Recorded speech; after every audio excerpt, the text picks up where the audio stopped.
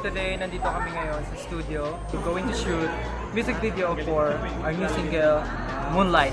Super exciting and excited din ang lahat.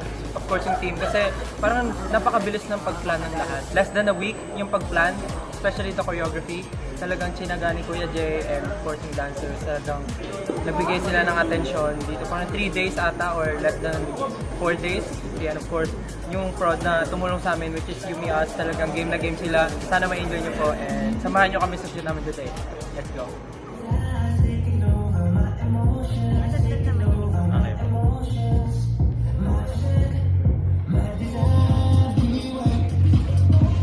Ako nga pala si Josh at nandito po tayo sa aming set ng Moonlight.